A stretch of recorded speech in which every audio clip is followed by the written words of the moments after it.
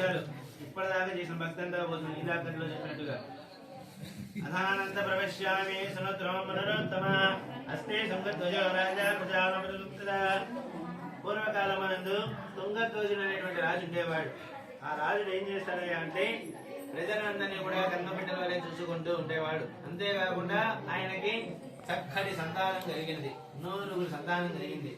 ఆయన ఏం చేస్తుంటాడయ్యా అంటే 6 నెలలు రాజ్యపాలన చేస్తుంటాడు, 6 నెలలు అరణ్యంలో ఉంటూ ఉంటాడు. ఎందుకు అరణ్యంలో ఉంటాడయ్యా అంటే ఆయన అదృష్టం కలిగింది. ఆయన రాజ్యం అంతా కూడా అరణ్యానికి చుట్టుపక్కలే ఉన్నది. అంటే ఆయన రాజ్యంలో భూభాగంతో కంటే అరణ్య మార్గం ఎక్కువగా ఉన్నది. కాబట్టి ఈ యొక్క అరణ్యంలో ఉన్నటువంటి క్రూరమృగాలన్నింటినీ కూడా సంహరించి ఆ చుట్టూ ఉన్నటువంటి ప్రజల్ని కాపాడడానికి 6 నెలలు అరణ్యానికి పోయి ఆ క్రూరమృగాన్ని సంహరించి ప్రజల్ని కాపాడుతూ ప్రజల సమస్యలు తెలుసుకుంటూ వస్తూ ఉండేవాడు. ఇలా చేస్తూ ఉన్నాడు.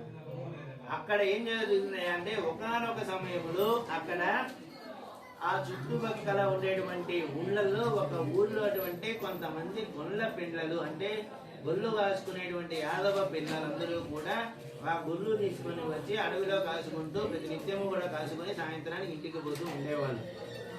వాళ్ళు ఎక్కడ చూశారో ఏమో తెలియదు కానీ వాళ్ళందరూ కూడా వ్రతం చేసుకుంటే మంచిదన్న భావంతో అనుకున్నారు.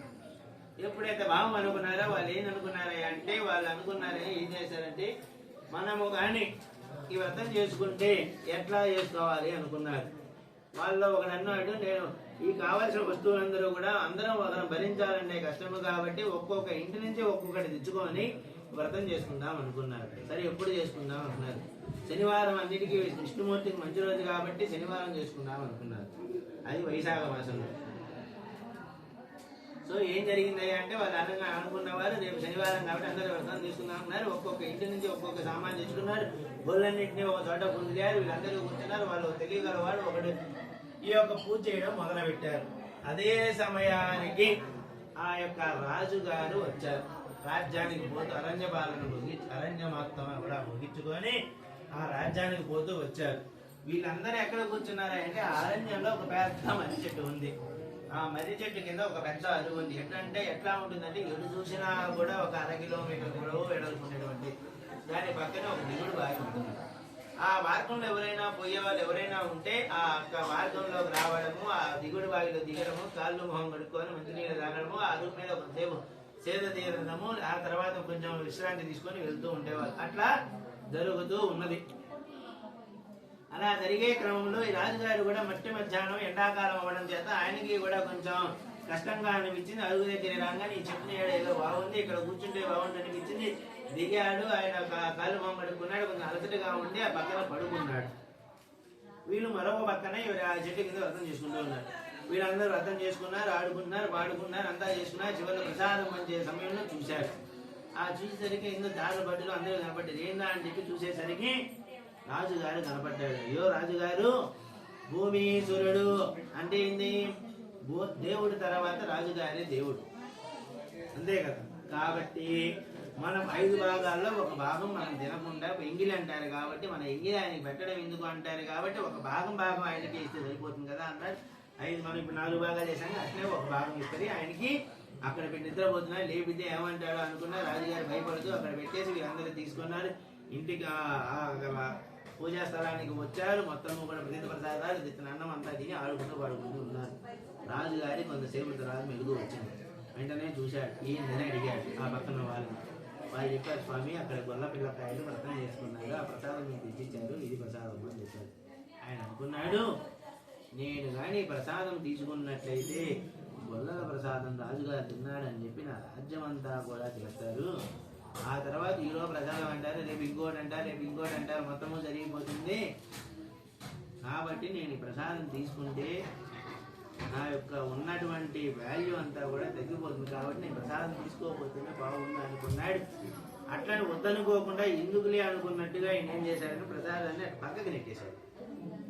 అంటే రిజెక్ట్ చేసినట్టుగా, తీసుకోనట్టుగా. స్వామి వారికి కోపం వచ్చింది. ఆయన ప్రసాదం తీసుకోకపోవడం వల్ల కోపం రాలా. ఒక రాజు అయ్యుండి మంచి స్థానంలో ఉండి 10 మందికి ఇది ధర్మము అధర్మము అని చెప్పగల స్థానంలో ఉన్నటువంటి రాజు కుల మత వివక్షను చూపిస్తున్నాడు. ఈయన రాజు అర్హుడు కాదు, అందుకని ఈయనకి నాశనము కాక అని చెప్పి ఆయన అనుకున్నాడు. ఎప్పుడైతే అనుకున్నాడో ఆయన యొక్క 9 కుమారులు కూడా ఒక్కసారిగా మూర్చిందిపోయినారు. ఆ 9 కుమారులు మూర్చిపోయేసరికి రాజ్యం అంతా కూడా భయపడ్డారు. ఆ రాజ్యంలో ఉన్నటువంటి వైద్యులను పిలిపించి చూస్తే నాడి కూడా అందడం లేదు. అర్థం కాని పరిస్థితి. రాజుగారికి మనం విషయం చెప్తే మంచిది అనుకున్నారు. అందరూ కూడా కొంతమంది ఆ మంత్రులు ఏం చేశారంటే ఒక 4గురిని పంపించి రాజుగారు ఎక్కడున్నా సరే ఈ విషయం చెప్పవలసిందని చెప్పి పంపించారు. వీళ్ళు చాలా వేగంగా మంచి పరిగెత్తే గుర్రాలు తీసుకున్నారు. రాజ్యంలోకి వెళ్ళి ఆ అడవిలోకి వెళ్ళారు. వెళ్ళే సమయంలో రాజుగారు ఇప్పుడే రాజ్యాన్ని బయలుదేరబోతూ ఉన్నారు. వెంటనే దిగారు, నమస్కారం చేసుకున్నాడు. నమస్కారం చేశాడు. ఏంటయ్యా మీరు ఎట్లా వచ్చారని రాజాని 9 కుమారులు కూడా ఏదో ఉన్నట్టుండి పడిపోయినారు. పలిస్తే పలకడం లేదు. వైద్యులు కూడా అంతు చిక్కడం లేదు. నాటి కూడాను వైద్యులు ఏమీ చెప్పలేకపోతున్నారు. మిమ్మల్ని అర్జెంటుగా తీసుకొని రమ్మన్నారు అని చెప్పి చెప్పారు. ఎప్పుడైతే చెప్పేశారో వెంటనే వాళ్ళ రాజుగారు చాలా బాధపడ్డాడు, దుఃఖించాడు, ఏడ్చాడు. చాలా సేపు బాధపడి చిన్నకి స్పృహ కోల్పోయి బావిలో ఉన్న నీళ్ళు తాగాడు. ఈందా అని చెప్పి ఆలోచన మొదలుపెట్టాడు. అక్కడ మంత్రులు కానీ ఆ వచ్చినటువంటి వాళ్ళు కానీ చెప్పారు, రాజా ఇట్లాంటి విషయాలన్నీ కూడా దైవానుగ్రహం లేకపోవడం వల్లనే జరుగుతాయి. కాబట్టి ఇదేదో దైవానుగ్రహానికి సంబంధించిందే కాబట్టి వెంటనే రాజుగారు ఆలోచించుకుంటే ఆయన స్వయంకృత అపవాదం కలిగింది. అంటే ఆయన అంతటా ఆయన చేసుకున్న అపరాధం తెలిసింది. ఓహో నేను ఈ ప్రసాదం తీసుకోకపోవడం వల్లే కదా ఇదంతా జరిగింది అనుకున్నాడు. వెంటనే రాజుగారు అక్కడికి వెళ్ళారు. అక్కడికి అడవిలో మరి దానితోడు మర్రి చెట్టు కింద ప్రసాదం ఎట్లా ఉంటుంది చీమలు పెట్టుకున్నాడు. చూశాడు. సరే ఎట్లా కాదు అన్నాడు. కింద పోయాడు, కాలు పెట్టుకున్నాడు, తడి చేతితో వచ్చాడు, పైపైన నీళ్ళు తిన్నాడు.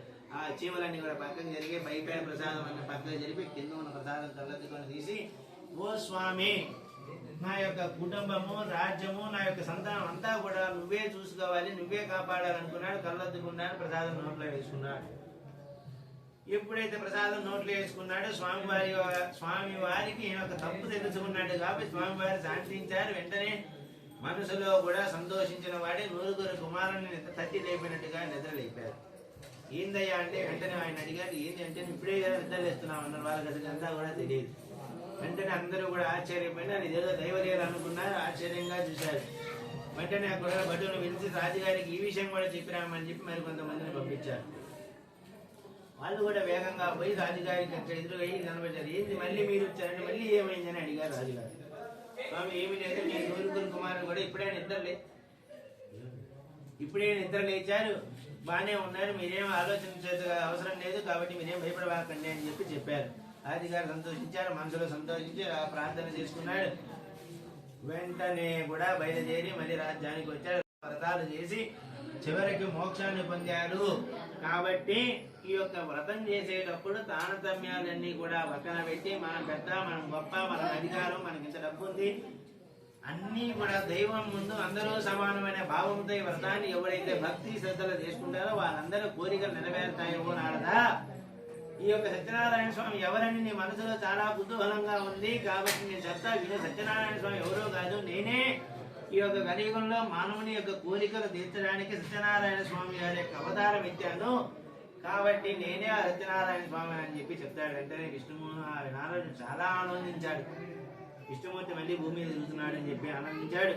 అంతేకాక ఓ నారద, ఈ యొక్క భూమండలం మీద కలియుగంలో నన్ను సత్యనారాయణుని, సత్యదేవుడని, సత్యప్రభుడనియు వివిధ రకాల నామాలతో పిలుస్తుంటాడు. ఎవరు ఏ నామంతో ఏ పూజ చేసినా మొత్తము నాకే నెరవేరుతాయి, నాకే చెందుతాయి, నేనే నెరవేరుస్తాను అని చెప్పి నువ్వు ఈ లోకంలో నేను చెప్పినటువంటి వాటి మొత్తము కూడా వెళ్ళి భూలోకంలో అందరి చేత ఈ వ్రతాన్ని చేయించు అని చెప్పి చెప్తాడు.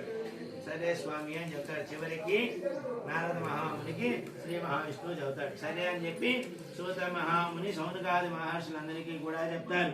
చెప్పి మనకి మన తాతగారు రచించినటువంటి అష్టాదశ పురాణాలు అంటే 18 గ్రంథాలు ఉన్నాయి.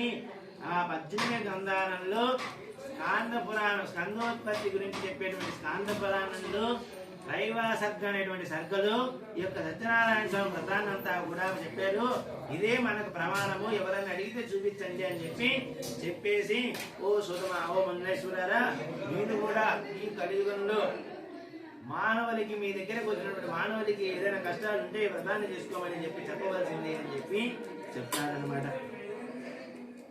ఈ రకంగా ఈ వ్రతాన్ని ఎవరైతే చూస్తారో వాళ్ళ యొక్క కోరికలన్నీ కూడా నెరవేరుతాయి, వాళ్ళ కష్టాలన్నీ పోతాయని చెప్పి సూత మహామునికి, సౌనకాది మహర్షులకి అందరికీ కూడా సూత మహాముని చెబుతాడు.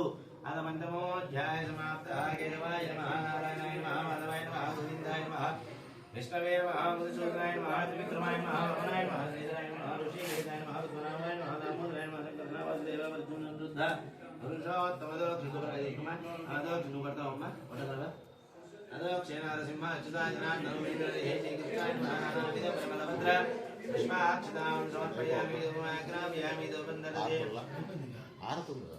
ఇంకొక 10 నిమిషాలు ద్రౌపది శుద్ధ 10 నిమిషాలు మా పుట్టి గారు ముందర రెడీ చేసుకున్నారా కట్టుకుంటారా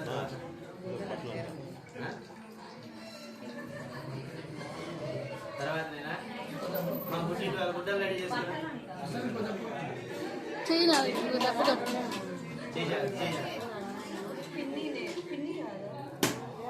మా పుట్టింటి వారి గుడ్డలు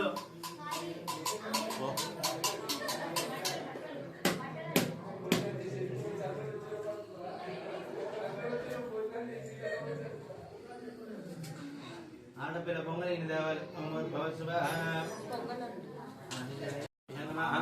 యదా భాగ తాత్కాలిక గోధుమపిష్ట చక్కెరాన్మిశ్రిత నారికేళ దండద్వయ నివేదనం సమర్పయామి.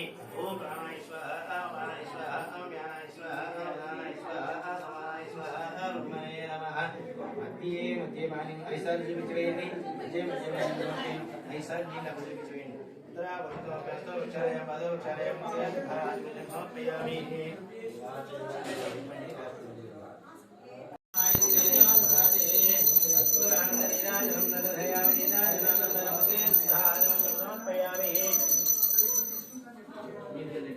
నెయ్యి సార్ అమ్మ దాని మీద వెయ్యాలి.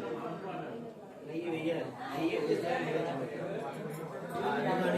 జయ శ్రీమద్రమణ గోవింద.